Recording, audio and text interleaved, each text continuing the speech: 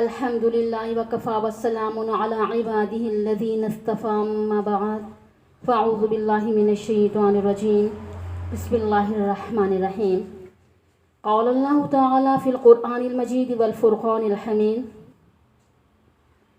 یا ایہا الذین آمنوا کتب علیکم الصیام کما کتب علی الذین من قبلکم لعلکم تتقون سبحان ربک رب العزة عما یصفون والسلام علی المرسلین والحمد للہ رب العالمین اللہم صلی علی سیدنا محمد وعلی آل سیدنا محمد وبارک وسلم اللہم صلی علی سیدنا محمد وعلی آل سیدنا محمد وبارک وسلم اللہم صلی علی سیدنا محمد وعلی آل سیدنا محمد وبارک وسلم۔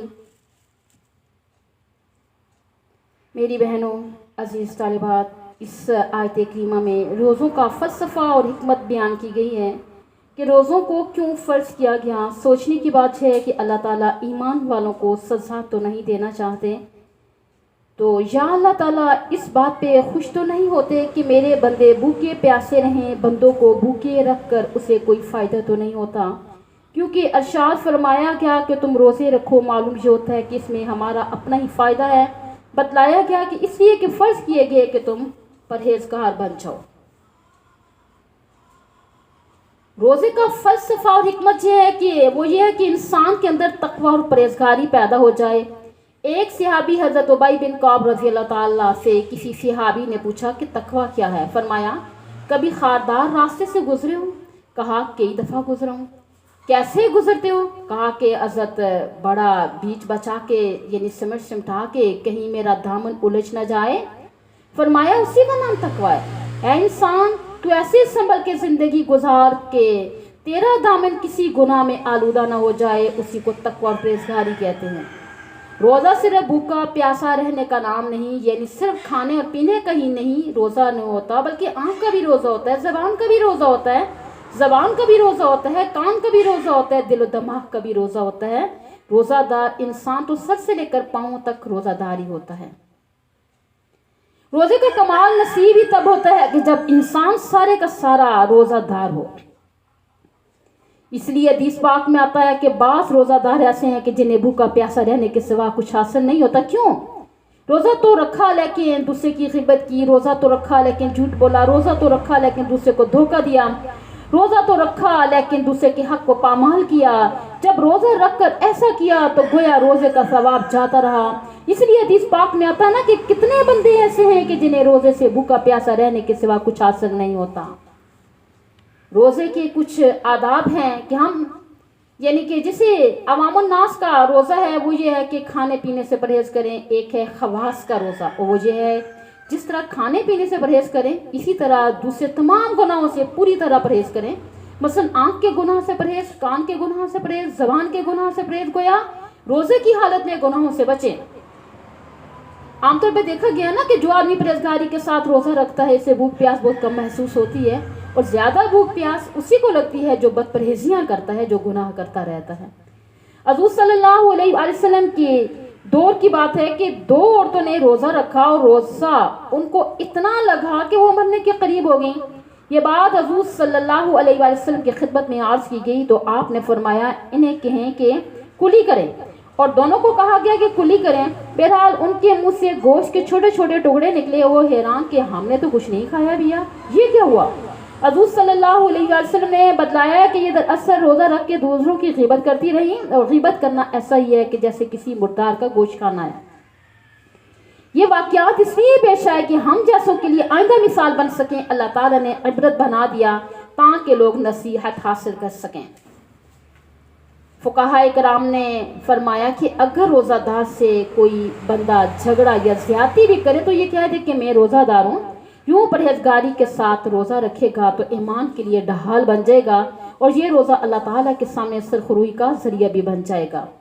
ہمارے اندر پرہیزگاری پیدا کرنے کے لیے روزے فرض کیے گئے، جیسے کہ بعض اوقات ماں اپنے بچے کو کوئی چیز کھانے نہیں دیتی اس لیے کہ اس میں بچے کا فائدہ ہوتا ہے، اور بچے کا جی چاہا کہ میں برف کا گولا کھا لوں، ماں نہیں دیتی، इसी माँ को बच्चे के साथ कोई दुश्मनी तो नहीं होती, माँ बच्चे को महरूम नहीं रखना चाहती, माँ बच्चे को रुलाना पसंद नहीं करती, इसमें बच्चे का इतना फ़ायदा होता है। बल्कि यानी इस तरह के अल्लाह ताला हमें हुक्म दिया है उसी ने कि रोज़े रखो, इसमें हमारे लिए खुद फ़ायदा है, अपनी ज़ात के लिए फ़ायदा है।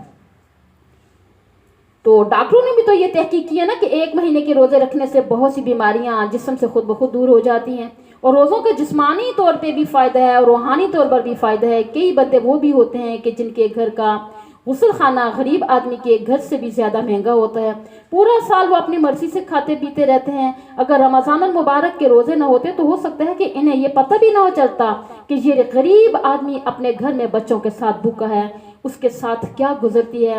अल्लाह ताला ने रोज़े फ़र्ज करके हमारे ऊपर एहसान किया। इंसान जब सारा दिन कुछ न खाए कुछ न पिए तब ख्याल आता है ना कि जो भूखा रहता होगा उसका क्या हाल होता होगा। हदीस पाक में आता है, क़यामत के दिन एक आदमी को खड़ा किया जाएगा, अल्लाह ताला फरमाएंगे, ऐ मेरे बंदे मैं भूखा था, तूने मुझे खाना नहीं खिलाया। वो हैरान हो जाएगा, या अल्लाह तेरी शान तो बड़ी है, आप भूख प्यास से मुनस्सा वो बढ़ रहा है। अल्लाह ताला फिर फरमाएगा, ऐ मेरे बंदे मैं बीमार था, तूने मेरी बीमार पुरसी नहीं की। वो बंदा हैरान रह जाएगा, हैरान होकर अर्ज करेगा, या अल्लाह ये कैसी बात है, आप भूखे प्यासे थे, मैंने खाना नहीं खिलाया, आप बीमार थे तो मैंने बीमार पुरसी नहीं की। अल्लाह ताला फरमाएंगे, दुनिया में फला मौके पे तेरा पड़ोसी भूखा और प्यासा था तो उसे खाना खिलाता, ये ऐसा ही होता कि जैसे तूने मुझे खाना खिला दिया। अगर बीमार की अयादत करता ऐसा ही होता जैसे कि तूने मेरी अयादत की। इंसान को उस वक्त एहसास होगा कि दूसरे इंसान की गमगसारी पर क्या सवाब मिलता है। तो आज का अच्छा पड़ोसी बन जाना भी किस्मत वाले को नसीब होता है। आज तो लड़ाई ही पड़ोसियों से होती है ना, कि पड़ोसी के हक के बारे में हुज़ूर सल्लल्लाहु अलैहि वसल्लम फरमाते हैं, जिब्राइल अलैहिस्सलाम मेरे पास इतनी बार आए कि मुझे शक हुआ कि मरने के बाद पड़ोसी को वरासत में शामिल कर लिया जाएगा। लेकिन हमारा झगड़ा चलता ही पड़ोसियों के साथ है। बच्चों की छोटी छोटी बातों पर आपस में उलझ पड़ते हैं और थोड़ी देर में रिश्ते नाते ख़त्म करके रख देते हैं। हालांकि बात को अगर सुलझाना चाहें तो सुलझ भी सकती है, संभल भी सकती है। तो हदीस में आया ना कि मैं मकारिम अखलाक की तकमील के लिए मैं भेजा गया हूँ। तो मकारिम अखलाक में से एक ये है कि पड़ोसी के साथ अच्छा सलूक किया जाए। आज इस बात की तरफ तवज्जो देना बड़ा मुश्किल मामला है। पड़ोसी की बात और है, भाइयों का एक दूसरे के साथ भी रहना मुश्किल हो जाता है। हमारे अंदर की बुराइयों के असरात साथ साथ चलते रहते हैं। रोज़ा रखने का असल मकसद यही है कि भूखा प्यासा रहने से इंसान को रिस्क की कदर मालूम हो और उसके अंदर परहेजगारी पैदा हो जाए। देखें कि रोटी का एक लुकमा कितने मराहल से गुजर कर हमारे मुंह में आता है ना। ज़मीन, पानी, हवा, सूरज की धूप, ये सब चीज़ें इस्तेमाल हुई, तब गंदम का पौधा बड़ा होता है, फिर इंसान ने काटा, साफ किया, आग पर पकाया, तब जाके रोटी हमारे सामने आई। जब इतने मराहल से गुजर कर ये नेमत हमारे सामने आती है तो हम इसे खाते हैं, बिस्मिल्लाह भी नहीं पढ़ते। कितनी अजीब बात होती है। बहरहाल सोचें कि जो लुकमा हमारे सामने आता है वो कितने मराहल से गुजर कर आता है। ठीक है, तो अल्लाह रब्बुल इज़्ज़त को वो बंदा बड़ा पसंद है जो उस नेमत की कदर करे। हुज़ूर सल्लल्लाहु अलैहि वसल्लम की आदत शरीफा थी कि जब खाना खाते थे नहायत इज्जत के साथ खाना खाते थे, मुतकब्बर लोगों की तरह, यानी कि टेक लगा कर चल फिर कर नहीं खाते थे, बैठ कर खाते थे। जैसे किसी यानी कि आका के सामने उसका गुलाम अदब से बैठकर खाना खाया करता ना, हुज़ूर सल्लल्लाहु अलैहि वसल्लम अल्लाह ताला की याद के साथ बैठकर खाना खाया करते थे। बंदा खाना खाए, दिल में नेमत का एहसास हो, या अल्लाह ये तेरी नेमत है। इंशाल्लाह अमल करना चाहिए इन तमाम बातों पर, इसलिए तो बताई जाती है ना। तो बहरहाल नमाज पढ़ने वाले आदमी के चेहरे पर ताज़गी भी रहती है, इस पर भी एहतमाम करना चाहिए, क्योंकि नमाज और सजदे की वजह से उसके तमाम शरियानों में खून पहुँचता रहता है। जो नमाज नहीं पढ़ते ना तो उसके चेहरे पर एक अफसुदगी सी छाई रहती है। इसलिए हदीस में कहा गया जो नमाज पढ़ता है उसके चेहरे पर नूर होता है। यानी कि इसमें एहतमाम करना चाहिए, जो मैं बता रही थी ना कि नमाज पर एहतमाम हो, तरावीह का एहतमाम हो, खाना इज्जत के साथ खाना चाहिए। यानी यही ना कि सारा दिन आदमी किचन में घुसा रहे। अल्लाह ताला हमारी इन तमाम चीज़ों को यानी कबूलियत से नवाजे, हमें तौफीक अता फरमाए अच्छा रमज़ान मुबारक गुजारने की। आमीन।